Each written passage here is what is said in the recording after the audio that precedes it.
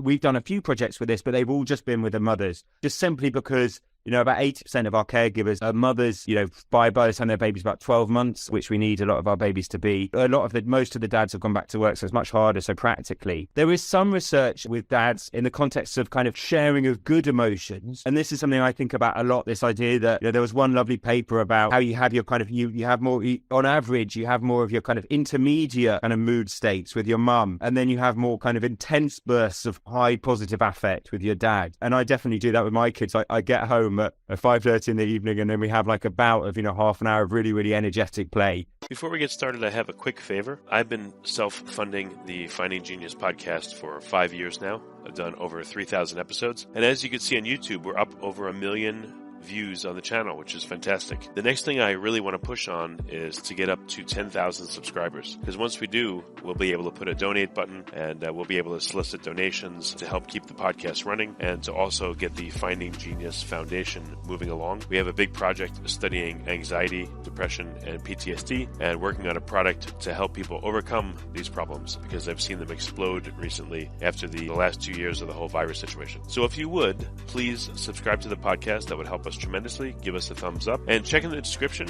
for Buy Me a Coffee. It's about $5. If you could buy me a coffee, I'd really appreciate it. It would help keep the channel going, and I love coffee. Thank you. Forget frequently asked questions, common sense, common knowledge, or Google. How about advice from a real genius? 95% of people in any profession are good enough to be qualified and licensed. 5% go above and beyond. They become very good at what they do, but only 0.1% are real geniuses. Richard Jacobs has made it his life's mission to find them for you. He hunts down and interviews geniuses in every field: sleep science, cancer, stem cells, ketogenic diets, and more. Here come the geniuses. This is the Finding Genius Podcast with Richard Jacobs. Hello, this is Richard Jacobs with the Finding Genius Podcast, now part of the Finding Genius Foundation. I have Professor Sam Wass. He's a professor of early years neuroscience at the UEL BabyDevLab Lab. This is at the University of East London. So we're going to talk about parental neuronal responsivity to infants' visual attention, but the interaction between parents and children, and other topics that Sam will be covering. So welcome, Sam, and thank you for being on the podcast. All right, Richard, thanks for having me. If you would, tell me a bit about your background, and then let's go over the areas that you're currently focusing on in your research. Yeah, so my background is quite mixed. I studied at Oxford undergraduate and then worked outside of neuroscience for about 10 years, working in a very different field in the theatre. And then I came back and did a PhD in London, and then I did a postgrad in Cambridge. And then since then, I've moved to the University of East London, which is quite a small place where we really get an interesting mix of different babies. The main reason for moving was in Cambridge, it's very, very hard not to get a kind of very posh middle class. Cambridge in the UK is a very posh middle class town. And we really get a really nice mix of babies in East London from all walks of life, all backgrounds. It's one of the most mixed areas of the world. It's like your big cities, you really get this massive melting pot. So yeah, really, really fun and lots and lots of kind of interesting research that we're doing here at the moment. Okay, so what is some of the research that you're working on right now? What are some of the questions? Yeah, so our main thing that we're looking at the moment is about kind of the early development of kind of two things: attention and stress. And what we're particularly doing that's quite different to how a lot of other people are doing it, are we looking at how these things develop kind of in the space between two people. So we're used to very much thinking of kind of attention and learning as things that belong in one individual's brain. And similarly, we're used to thinking of stress as something that belongs within one person. In the West, we've had this very individualistic approach to, thinking of our own identity. And we're trying to take a different approach. So we're trying to look at, really to be recording a lot from two people at once. So we record a lot from kind of children and their parents at once. And then look at kind of these two things, attention and stress, as kind of interpersonal properties. So as I say, how they exist in the space between, a child and their parent.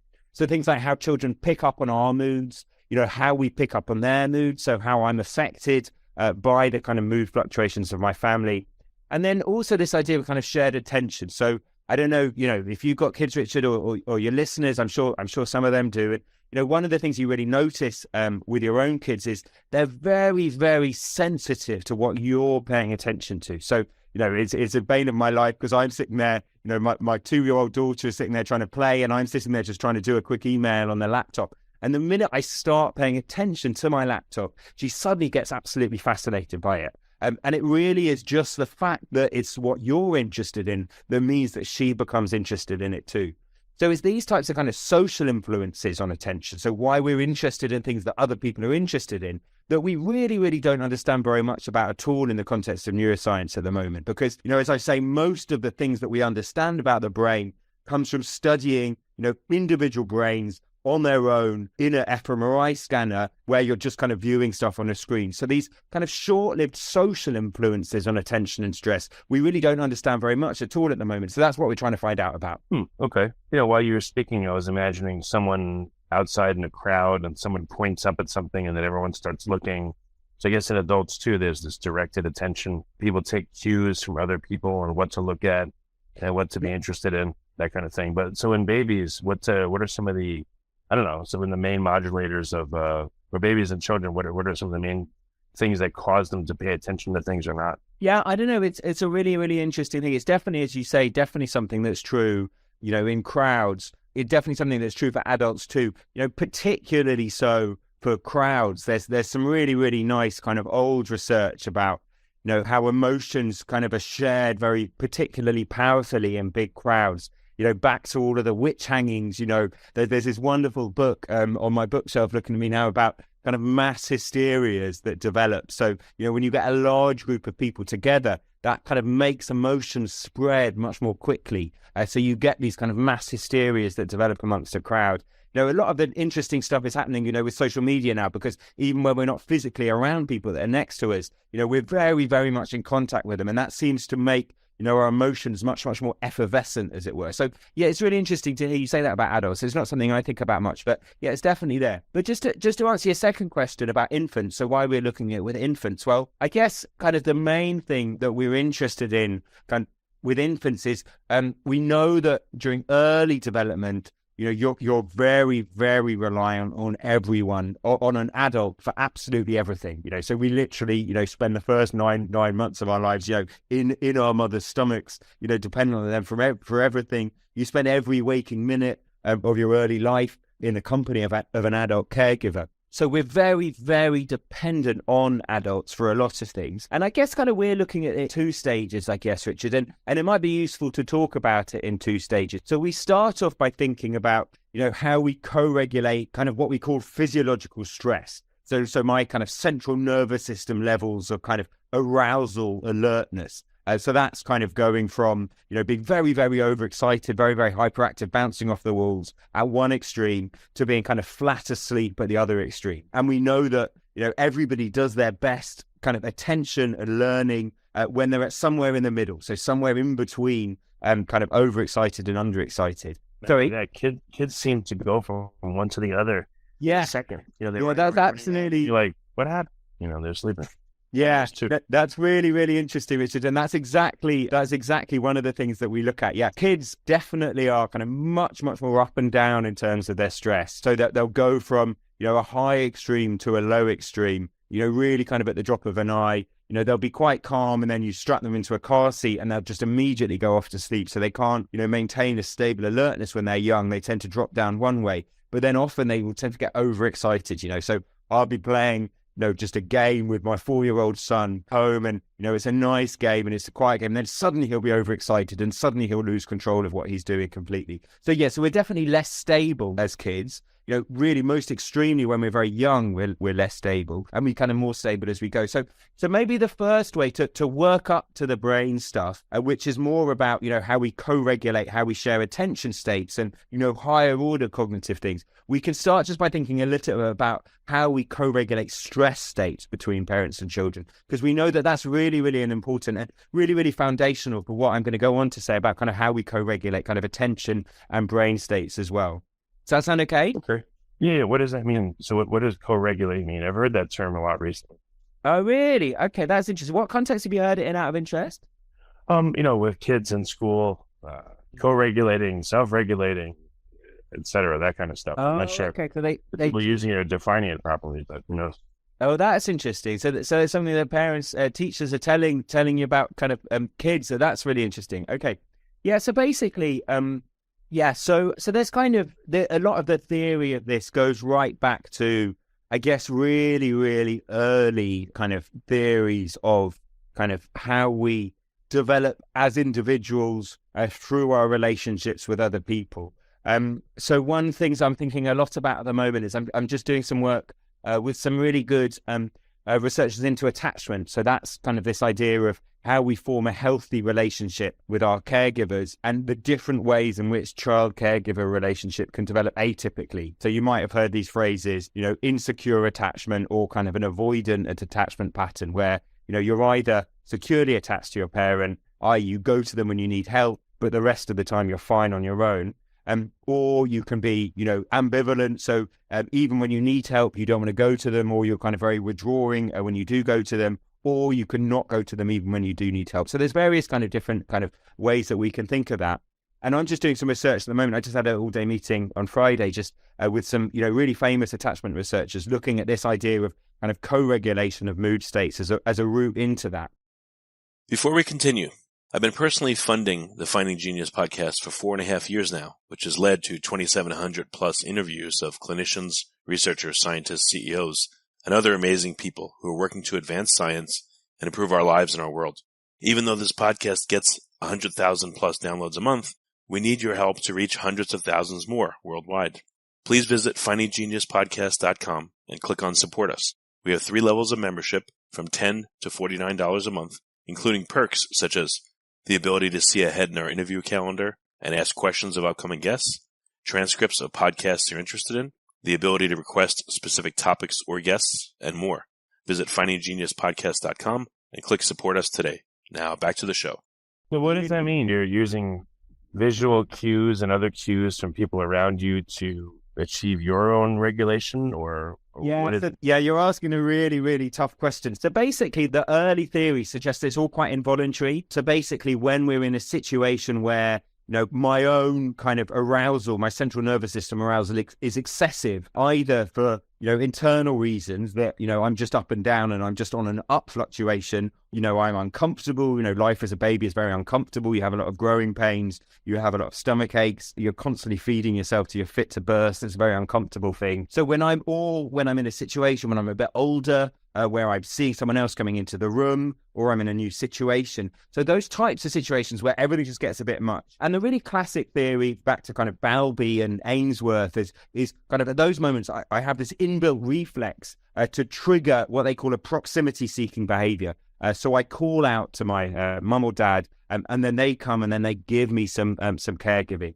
And that's kind of the really classic way of thinking about it, that, I call out to someone when I need help. And the question that you just asked, Richard, about kind of the degree to which it's a voluntary thing, so the degree to which I'm doing kind of social signaling, is a really, really interesting question that we've kind of, it's a side question from that. So, just as a side note, I've just done a paper, I'm just writing a paper at the moment on children being raised in more chaotic and noisy households. I just actually was on the plane with a couple of groups of very, very busy parents. They all had about I think they had 5, one family had 5 kids, and one group I think had 6 kids. And it was really interesting watching how caregiving behaviors are different in those types of, much more big, noisy, probably more chaotic at home households. And we've done a paper linking it to household chaos and suggesting that in household chaos, kids can sometimes overexpress what they're feeling just to get attention. Yeah. And you can see, if you look at the relationship between their internal levels of stress and the stress that it sounds like in their voice, then you get this kind of disjunction between kids in noisy households. But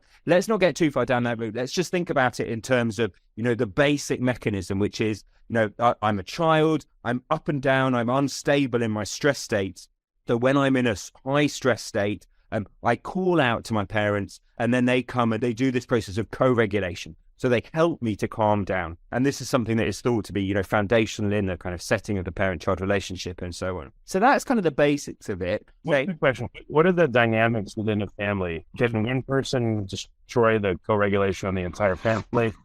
Or does it take multiple people? And what kinds of types of co-regulation have you seen? What kind of dynamics have you seen?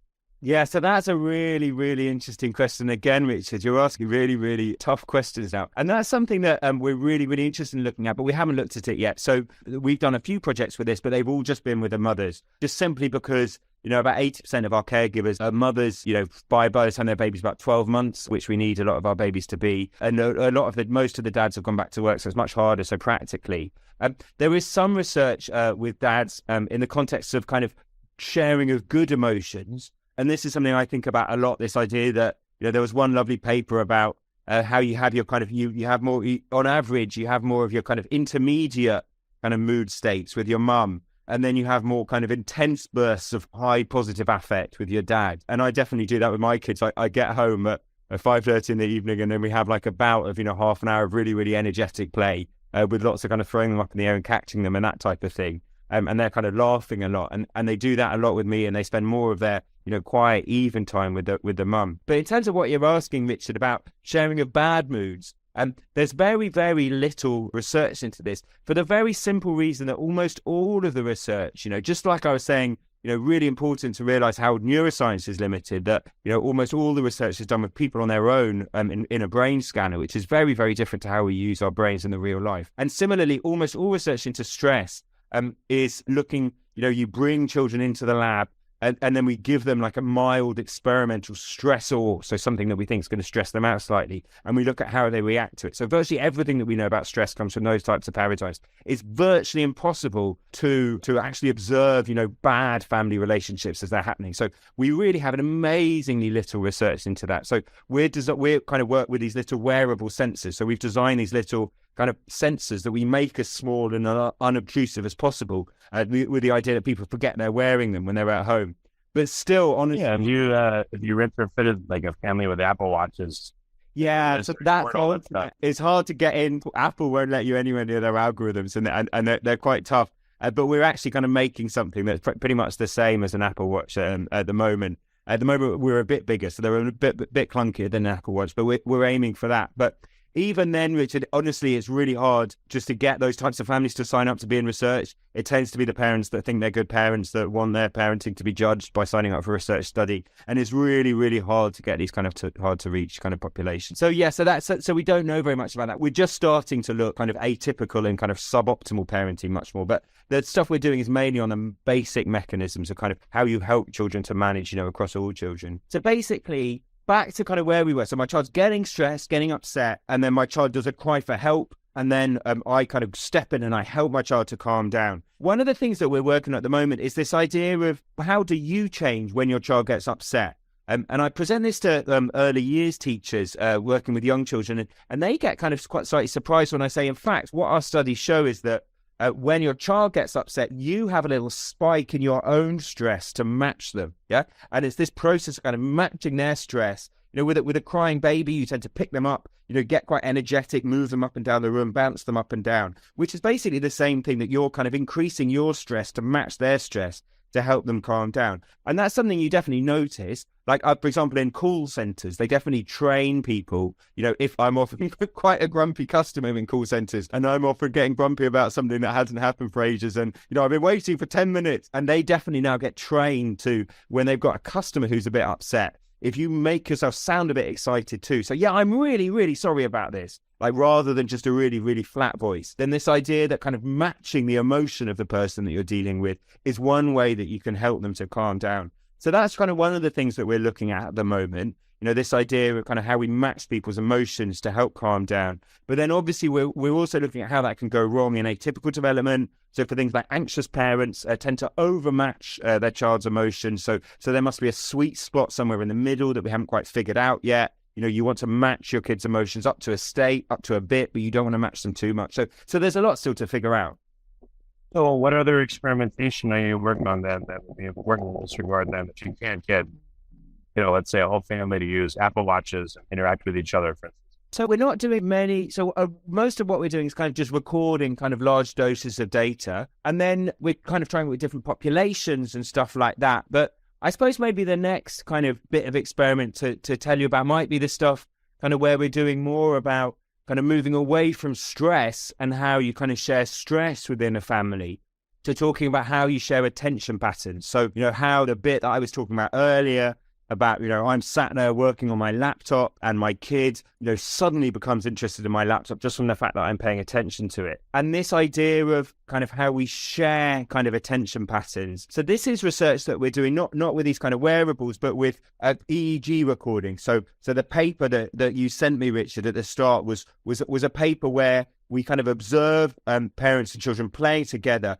and we measure their brain activity, both of their sets of brain activity at the same time, to look at, how attention and learning kind of happens in the space between two brains, as opposed to just in one brain on its own. So I can tell you a bit about that if you'd like.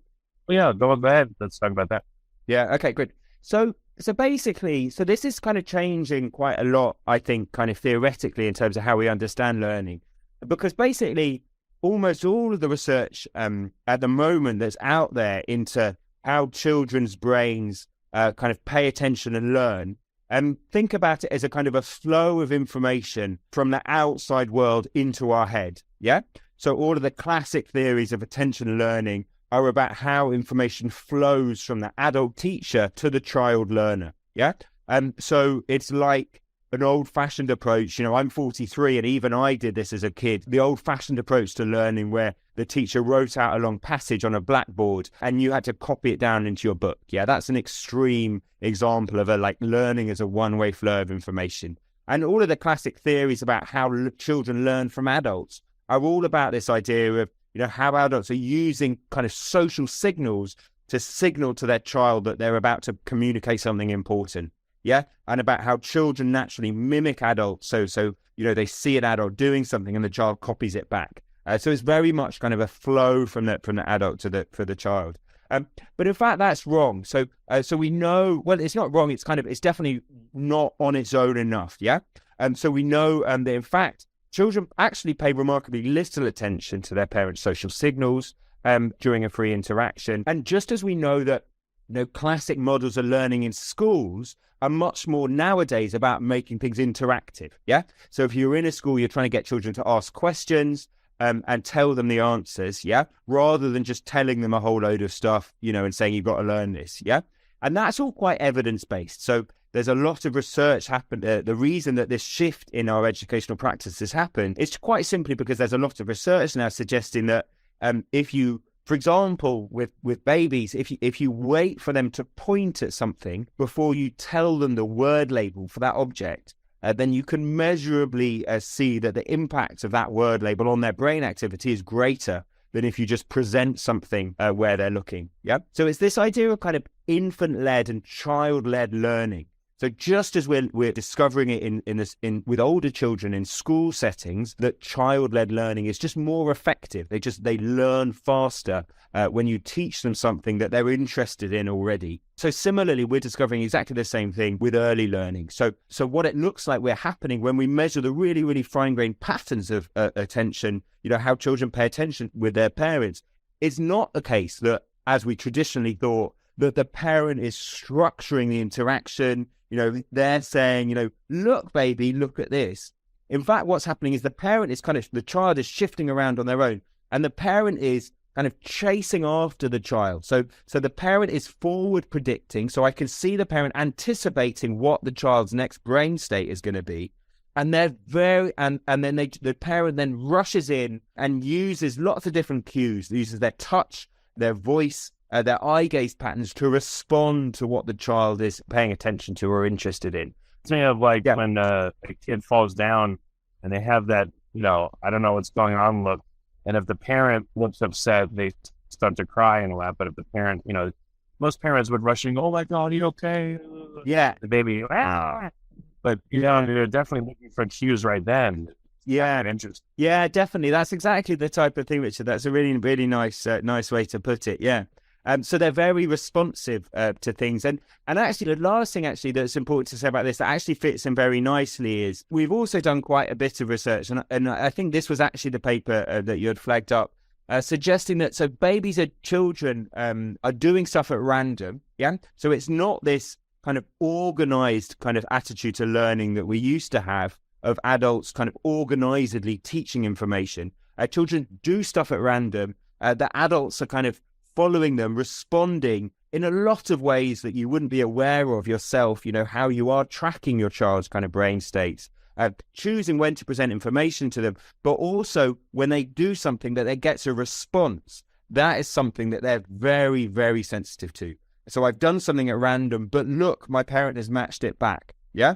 And they're very, very sensitive to that. And that seems to be a really, really important basic learning mechanism. I did something and that made something happen. And that means that thing must be kind of a valuable thing to do, which is really nice. I'm not sure it's just a nice thing, though. I definitely noticed with my 4-year-old that he does stuff to his sister that he knows will get a response. Whether that's a good thing or a bad thing, yeah? So, he knows that poking her in the eye with his finger will get a big response from her. And that seems to be rewarding in exactly the same way that he does something, he gets a response, that sets off some kind of inbuilt learning mechanism in his brain, which is why he carries on wanting to do it again and again and again. So we have to then work even harder to get him to unlearn that, to learn something else. But something about this kind of, we call it contingency. So I've done something and someone responded to what I did seems to be a really, really powerful inbuilt mechanism for learning in the brain. Yeah, I mean, kids are famous for pushing parents' buttons too. I'm also thinking what comes to mind is seeing a lot of parent phones all the time, ignoring their kids day and looking at families and establishing parents that are really absent mentally, attention-wise versus ones that are very attentive. So that is a really sad thing. And I do see that a lot on the, on the bus and on the train and, the people, places where you kind of see other people doing their parenting. And yeah, definitely. So, it's on our underground system in London. You just see it all the time. Parents just sat there on their phone, looking at their phone and their kid is just stood there, looking up, trying to get their parents' attention and not. And it really is the kind of something that I really would say really doesn't help children's learning. So they learn from your responses. So they learn from doing things and how you respond. And it's very, very much kind of a social thing. And so by cutting kids off from that, we really are denying them learning opportunities. The big irony, though, Richard, is the reason that smartphones are addictive is exactly the same reason. So they're very contingent. So the reason that social media is addictive, for example, is exactly the same thing. I do something and everything I do gets a response from someone else. Yeah. So I do a post and then I'm immediately getting feedback from other people. Yeah. So the same thing that children find addictive about interacting with us is this idea of contingency. I do something and it gets a response. Social media companies are now exploiting that in adults to make social media more addictive by making it more contingent and more full of responses. So that's why adults are ignoring their kids by going on social media and interacting with other adults, and everything else that they can be doing with technology, because technology throughout is very, very contingent. But no, it's really unfair on the kids because obviously they don't get the chance to interact and they get their contingent interactions, in the old-fashioned way from talking to mummy and daddy. And if they're cut off from that opportunity, that's when they really, really miss out on their learning opportunities. So would it be helpful for parents to deliberately say more often, hey, honey, why don't you go color this page in and show me when you're done? I want to see it, so that the kid can have some time doing an activity, but they know beforehand that the parent wants to see it and wants to get feedback from them. Yeah, definitely. That's a really, really nice way of thinking about it, Richard. So what you're thinking about is in terms of kind of how to move from that need from immediate feedback. So, everything I do gets a response, which is obviously quite exhausting as a parent, and practically impossible if you've got multiple kids. To how am I aware that this thing of the contingency is really, really important, but how do I do it in a practical way? So, what you're talking about is kind of spreading out the contingency. So I'm not going to react immediately, but if you go away and do this thing that's going to take you 5-10 minutes and then you do it, then I will give you a big reaction and I will give you the kind of the praise and the responsiveness that you want. So yeah, that's a really, really good way of thinking about it, Richard. I try and work that into my own parenting practices because my kids at the moment, because I do this for my research and I'm so thinking about this all the time that I really try to be reactive. It drives my friends mad. I really won't answer text messages when I've got the kids around and stuff like that. So maybe that would be a good thing, a good way of kind of weaning them off it and getting to the point where they're more independent, because obviously that's an important transition as well for later childhood. Well, has anyone studied in families where parents use the smartphones a lot? Do the kids tend to have them earlier and engage in the same behavior? And then in households where parents are really good about it, like it sounds like you are, do the kids not become obsessed with smartphones as early or as much? Yeah, that's a really good question. And honestly, that's not an area where I know a huge amount about whether they get more obsessed by smartphones or not. As I say, the things that make smartphones to be addictive are very similar to the types of things that make interpersonal interactions addictive. The social media have been very good, effective about, working out what it is that we find addictive about interacting with other people, and really kind of purifying it and intensifying it, which is into something which is very, very addictive, and it really targets our reward mechanism. So I would have thought kind of any kid will find it powerfully kind of addictive in the same way that we do as adults. But I don't know whether a kid who's watched their parents doing it more on social media would find it more so. You hear stories about kind of children, even from quite a young age, getting very sensitive to, how their latest photo has gone down on Instagram. So, my wife takes photos of the kids and they've got their own kind of Instagram channel, and they don't really have a clue about it at all. But some families where they share that with the child, and then the child starts to get very sensitive from an early age to, how many likes their latest photo has got and that type of thing. So that may be one way into it, but I don't know. I've certainly seen as well lots of 12-month-old kids. We have a lot of 12-month-old kids in the lab. We do a lot of studies with them, and very often you pull out a phone to take a photo of them and then immediately crack out their best selfie smile. So it does make me laugh. Really? A 1-year-old? A 1-year-old, yeah, they're very used to. A lot of 1-year-olds now are very used to having a photo taken, and they know exactly what the phone means and stuff. Wow.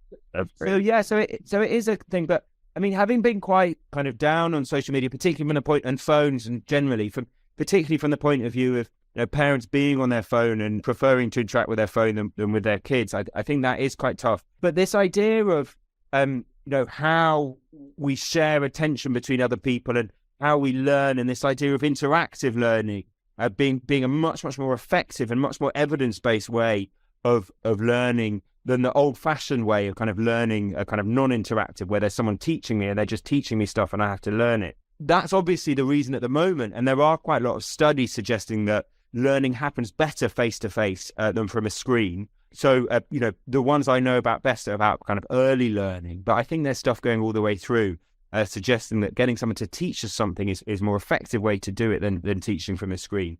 And that's simply because of this process that I was describing earlier, Richard, that when I'm teaching something to someone, I'm continually adapting how I teach it to them second by second. If I can see, they're starting to pay attention to something else, I'm constantly speeding up and slowing down my delivery. Whereas obviously, a YouTube tutorial video can't do that. So it's not contingent in the same way. But obviously, so the best way to teach kids, there's no doubt about it, would be to sit them down one-on-one with a teacher, and everyone has their own teacher, throughout the whole time of school. Obviously, we can't afford that. So we are trying to work hard at thinking, okay, how can we bring kind of early learning? How can we bring what we're discovering about how to make early learning effective, kind of this interactivity and stuff? What are the other ways we can bring that into, nursery settings and early school settings? So, what you call kindergarten. So how can we bring in that type of interactivity and that responsivity to kind of maximize the effectiveness of early learning? Well, how important is the ratio of teacher to students? I think that's important. So we've just got a thing in the UK, Richard, that our government, to get people back to work, to encourage people to go back to work, they're now extending free childcare down to 1 and 2 year olds. So if both of your parents are in work, then you're entitled to free government allowance for free childcare for 1 and 2 year olds. And it's tricky, honestly, because I really wouldn't say. So at the moment, our ratio is 5 to 1 under 2 year olds. Sorry, it's 4 to 1 for under 2 year olds, and they're thinking about increasing it to 5 to 1 for under 2 year olds in order to make this shift that they've just announced affordable. And even 4 to 1, Richard, I would say an under 2 year old, it really isn't enough, and it's really tricky because on the one hand we want kind of parents to be going back to work, but at the end of the day, a one-on-one interaction, you definitely learn best from it. This was one of the big, complications with COVID, that a lot of parents were spending a lot more time one-on-one with their kids. And for the families that it worked well, it was actually great for their learning. So there's definitely studies suggesting that a lot of kids did some really, really good learning. It tended to, as everyone's saying, exaggerate extremes, and the good families got even better. So yes, when it's at that age of I do something and I'm very sensitive to when my adult reacts back to me, then definitely, it's really hard if you're an adult looking after 4 under 2 year olds at once. And it's really, really hard to be kind of doing that, responding to them for all kids at once. So it's tough. Yeah, I would say, one-on-one partnerships are optimal, really for quite a while. Obviously, it gets more complicated because you then start to think about, peer-on-peer relationships and that type of thing. But they often don't develop much later. And honestly, it's fine, I think, if that comes on quite later. Even a lot of 4-year-olds, 5-year-olds, kind of at quite an early stage of developing peer-to-peer relationships. Well, it sounds like it's very important then to use group dynamics to offset the high ratios of teacher to students. And it gets to be harder, but it sounds like that's critical. Yeah, definitely. But that's definitely something, in terms of the early years, Richard, it is definitely something that changes a lot. So if you observe a bunch of 4-year-olds in a room, when you do circle time, I think you do circle time in the States as well. We do it in the UK where, the teacher sits in the middle and all the children sit in a semicircle around. And it's really, really interesting. If you watch 4-year-olds in that situation, they can't really manage the group dynamic, so they tend to talk one-on-one to the teacher, and they'll just say what they're saying, what that, and that's it. What's in me needs to what comes out. Whereas if you watch 6-year-olds in exactly the same setting, even exactly the same classroom, exactly the same chairs, they're so different, and they're obsessed by the group dynamics. And they're saying things, and it's not what they really think, and they're doing it just to impress their friends. So it's this age of 4, 5, and 6 where you really get. Obviously it happens at different rates in different children, but overall, if you watch a classroom as a whole, you get this massive shift in socialization that happens from the point of view of age 4. I just know what I want. I can't really keep track of what other people want. It's just what I want that I can track. Through to 6-year-olds, which is, I don't even know what I want. All I care about is what my friends are going to find impressive. Yeah, so I'll lie just to impress my friends. So it's that really, really massive shift that happens around about the age when we start school, so 4, 5, and 6. So yeah, really, really important, because obviously you get a lot of learning from your friends later on as an older kid as well. We're close to being out of time. We got a few more minutes. Any other topics that you want to bring up that we haven't covered? So we talked a bit about screen learning. So another thing that I'm really interested in is this idea of, back to the idea of kind of mood regulation. So one of the things that we're trying to do is design a computer program that can tell you how to calm down. So I'm hoping to do some work. It's a really nice thing that is SNOO, designed by this guy called Harvey Kopp, and it's basically a mechanized cot. So when the child starts to get upset, it's just as I was saying, that when I'm in a call center and I'm trained now, when I'm dealing with someone who's upset, I have to increase my own kind of upsetness in order to help them to calm down. And basically that's exactly what this SNOO does. So the child starts to get upset and it increases the speed that it's shaking them. And then basically when they then calm down themselves, it gradually removes the shaking. Yeah. Exactly the same, you can write an equation. So we've kind of put an equation to say, okay, that's what I do. I initially match and then I reduce. And what I really, really want to do is to kind of try that, try to experiment, what is the equation that predicts the best way to help someone else to calm down, and actually try it out in something like a call center setting where you can, give a live feedback to someone to say, okay, this is the level of stress in the person that you're talking to. What should your own level of stress be in order to help them calm down as quick as they can? And we can do that for parents, so we're talking about doing like a study where they get some live feedback. How stressed should I be in order to help my child to calm down? And then, as I say, for people working in call centers, customer service as well. So that's another area where I think there's a lot of really, really interesting research to be done, because we don't know very much at all about that at the moment. Okay, very good. Well, Sam, what's the best way for people to find out more about your work? Where can they go? So there's a few different places. So I've got a personal website, so www.profsamwas.com. And then we've got a lab website, so that's www.uelbabydev.com. Or on Twitter, Instagram, just search for Professor Sam Was and everything should come up. And then there are links to lots of other things from there. So those are the best places to start. Okay, very good. Well, Sam, thank you so much for coming on the podcast. I appreciate it. Great. Well, it's been great being on. Thanks so much. Great questions, Richard. Oh, thank you. If you like this podcast, please click the link in the description to subscribe and review us on iTunes. You've been listening to the Finding Genius podcast with Richard Jacobs. If you like what you hear, be sure to review and subscribe to the Finding Genius podcast on iTunes or wherever you listen to podcasts. And want to be smarter than everybody else? Become a premium member at findinggeniuspodcast.com. This podcast is for information only. No advice of any kind is being given. Any action you take or don't take as a result of listening is your sole responsibility. Consult professionals when advice is needed.